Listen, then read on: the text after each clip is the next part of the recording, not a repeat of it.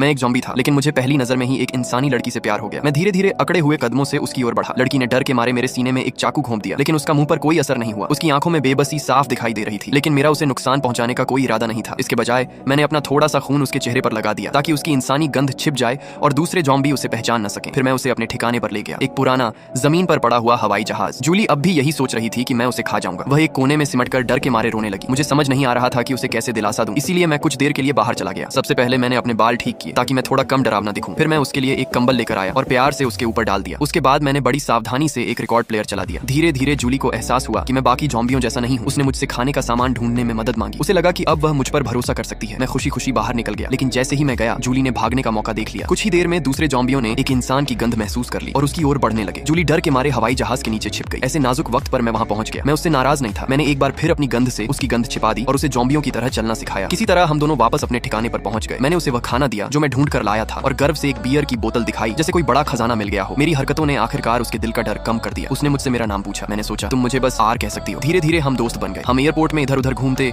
पुराने रिकॉर्ड सुनते, धूप का चश्मा पहनकर तस्वीरें खिंचवाते और साथ में समय बिताते। समय के साथ जूली लगभग भूल ही गई कि मैं एक ज़ॉम्बी हूँ और मैं भी उसके बिना एक पल नहीं रह पाता था। मैं रातों को उसके सोते समय भी उसकी रखवाली करता था। लेकिन एक दिन जूली मुझे छोड़कर चली गई। जब मैं उसे ढूंढते हुए पहुंचा, तब तक मेरे ज़ॉम्बी साथी उसे घेर चुके थे। मैं तुरंत वहां पहुंचा और एक बार फिर उसे बचा लिया। लेकिन इस बार एक और बड़ा खतरा हमारा इंतजार कर रहा था। एक भयानक कंकाल जैसा ज़ॉम्बी, जिसे बोनी कहा जाता था, हम पर टूट पड़ा। मैंने जूली का हाथ पकड़ा और उसके साथ जान बचाकर भागने लगा। बहुत मुश्किल से हम एक इमारत से बाहर निकले, लेकिन वहां 3 बोनी हमारा रास्ता रोक कर खड़े थे। सौभाग्य से मेरा एक ज़ॉम्बी दोस्त सही समय पर आ गया। हम किसी तरह साधारण ज़ॉम्बियों के बीच वापस पहुंच गए। लेकिन इस बार जूली ने खुद आगे बढ़कर मेरा हाथ थाम लिया। उसके इस प्यार भरे स्पर्श ने बाकी ज़ॉम्बियों को भी छू लिया। उन्होंने हमें जाने दिया। हमारे प्रभाव से कुछ ज़ॉम्बियों को अपनी पुरानी यादें वापस आने लगी। कुछ के दिल तो फिर से धड़कने भी लगे। लेकिन बोनीज ने इस बदलाव को महसूस कर लिया। उन्होंने हमें गद्दार घोषित कर दिया और हमारा शिकार शुरू कर दिया। जूली और मैं भागते भागते एक ऊंची जगह पर जा पहुंचे, जहां से बच निकलने का कोई रास्ता नहीं था। बोनीज तेजी से हमारी ओर बढ़ रहे थे। मैंने जूली को अपनी बाहों में भर लिया और ऊंचाई से छलांग लगा दी। हम किसी तरह बच निकले। उसके बाद मैं अपने दिल की भावनाओं को और नहीं रोक पाया। मैंने महसूस किया कि मैं उससे सच्चा प्यार करने लगा हूं। उसी क्षण मेरी आंखों की पुतलियों में बदलाव आने लगा। अचानक एक बोनी फिर हमारे सामने आ गया। तभी एक गोली आकर मुझे लगी। मानव सेना हमें ढूंढ चुकी थी। जूली तुरंत मेरे सामने आकर खड़ी हो गई, जैसे मेरी जान बचाने के लिए अपनी जान भी दे देगी। लेकिन तभी मैंने कुछ ऐसा महसूस किया जिसकी मैंने कभी कल्पना नहीं की थी। मेरे शरीर से खून बह रहा था और तभी